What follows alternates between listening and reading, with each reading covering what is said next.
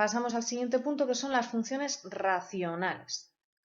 Las funciones de la forma f de x igual a un polinomio en el numerador y un polinomio en el denominador se denominan funciones racionales. Sus gráficas son de formas muy diversas, no tienen una forma definida, pero vamos a ver todos los pasos necesarios para esbozar más o menos la gráfica de una función racional. Fijaros, esta es la gráfica de esta función, x al cuadrado más 1 partido por 2x. Esta es la gráfica de otra función, menos 2x más 1 partido por x, y esta es la gráfica de otra función, ¿vale? Como veis, pues bastante diferentes unas de otras.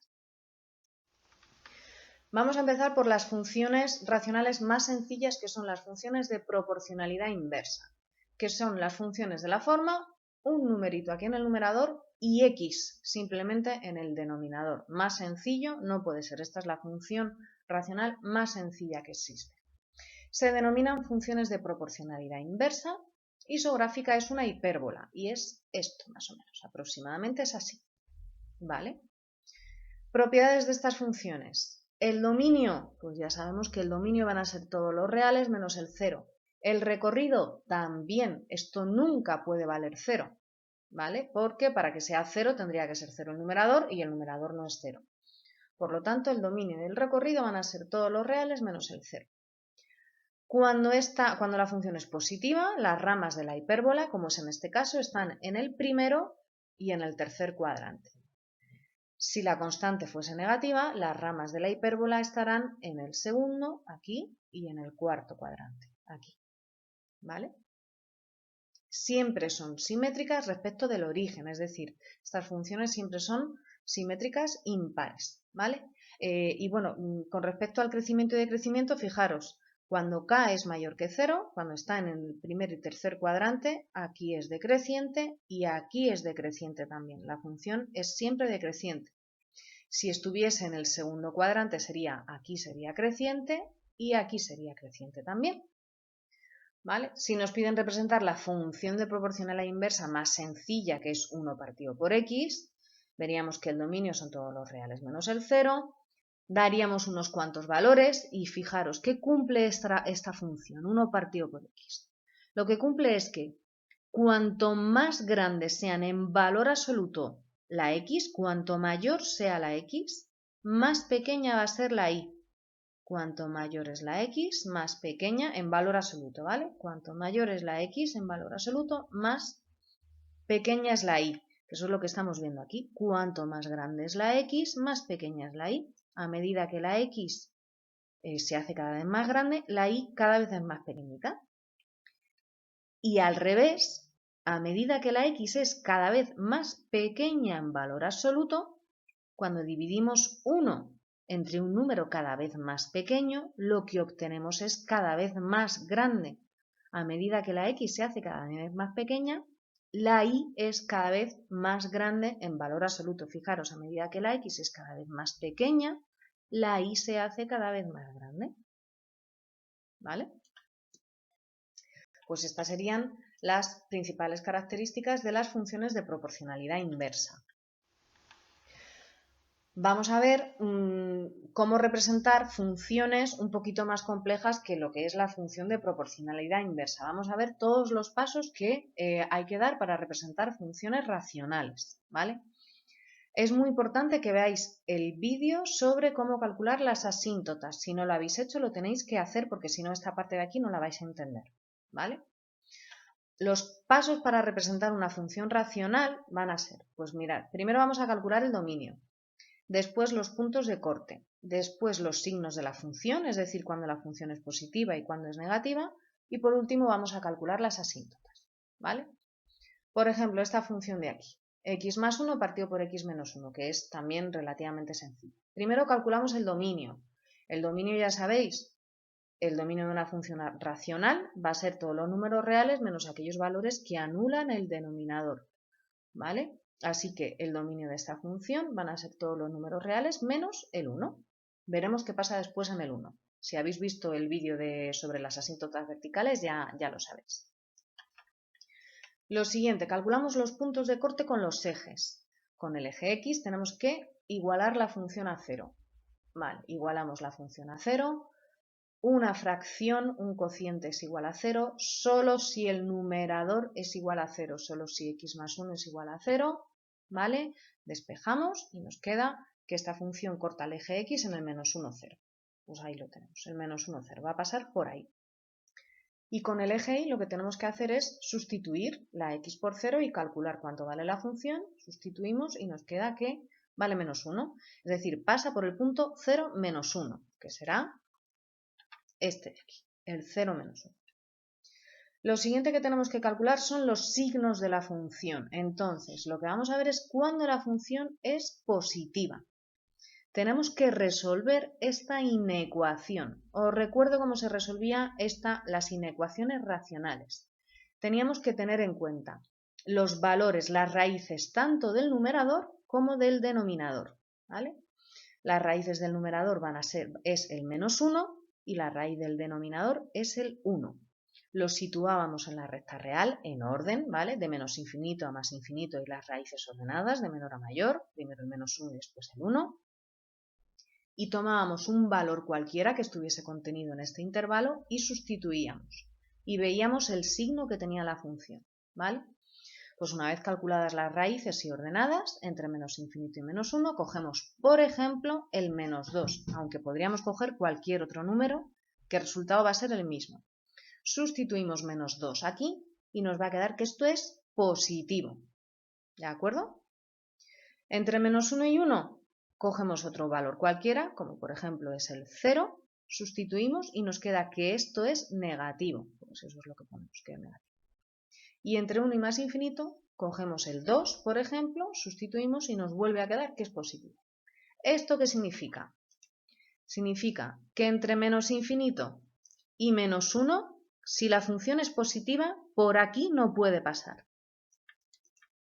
Si entre menos 1 y 1 es negativa, significa que por aquí no puede pasar. Y si entre 1 y más infinito es positiva, pues por aquí no va a poder pasar. ¿Vale? Ya sabemos que la función va a tener que pasar por aquí y por aquí, por este punto y por este otro punto. ¿Vale? Y seguimos con el último paso, que es el cálculo de las asíntotas. Insisto que tenéis que ver el vídeo sobre las asíntotas, ¿vale? Una vez que sabemos cómo se calculan las asíntotas de una función, vemos pues, que esta función va a tener una asíntota vertical en x igual a 1, en el punto que queda fuera del dominio, que son las raíces del denominador, que además no son raíces del numerador, ¿vale? Pues ya tenemos aquí una asíntota en x igual a 1. La función se va a acercar a esta recta sin llegar a tocarla. Y también vamos a ver que tiene una asíntota horizontal, como el grado del numerador es igual al grado del denominador, va a tener una asíntota horizontal en 1, que es el coeficiente del numerador de esta x, partido por 1, que es el coeficiente de la x de esta otra x del denominador. Asíntota horizontal en 1 partido por 1, es decir, en 1. ¿Vale? Aquí va a tener una asíntota horizontal. Pues ahora tenemos que conjugar todo esto e intentar hacer un esbozo de la gráfica. ¿Vale? Si en esta parte, si tiene que pasar por aquí, tiene que pasar por aquí, se tiene que acercar a esta recta sin llegar a tocarla, pues tendrá que pasar por aquí. Y si se tiene que acercar a esta recta sin llegar a tocarla, tendrá que pasar por aquí. Pues ¿cómo va a ser la función en esta parte? Pues tendrá que ser algo aproximadamente parecido a eso. Y en esta otra parte, pues va a pasar exactamente lo mismo. Si se tiene que acercar a esta recta, se tendrá que acercar por este lado, porque por aquí no puede pasar. Y si se tiene que acercar a esta recta, si la gráfica no puede cortar aquí al eje de las x, se tendrá que acercar por aquí arriba, ¿vale? Por aquí y por aquí. Pues ¿cómo será la gráfica en esta parte? Pues una cosa así parecida, ¿vale? Pues ya está hecha la gráfica, el esbozo de la gráfica de esta función, ¿vale? Vamos a ver otro ejemplo. Fijaros, aquí f de x igual a x al cuadrado partido por x menos 2. Hemos dicho, empezamos calculando el dominio. Igualamos el denominador a 0, despejamos, nos queda que el dominio son todos los números reales menos el 2. Y esto ya nos está dando una pista sobre las asíntotas verticales que va a tener esta función, ¿vale? Seguimos, puntos de corte con los ejes. Con el eje x hacemos la y 0, es decir, igualamos la función a 0. Esto va a ser 0 solo cuando el numerador sea 0, nos va a quedar que va a pasar por el punto 0, 0. Siempre que nos queda el 0, 0 como punto de corte con el eje X, el 0, 0 va a ser el punto de corte con el eje Y, ¿vale? Si sustituís en la función la X por 0, pues eso es lo que nos queda. Vale. Lo siguiente que teníamos que calcular, los signos de la función. Teníamos que ver cuándo esto era positivo y cuándo era negativo. Pues en este caso vamos a resolver esta inecuación, cuando esto es mayor o igual que 0. Teníamos que tener en cuenta las raíces del numerador, x al cuadrado. ¿Cuándo es 0? En el 0.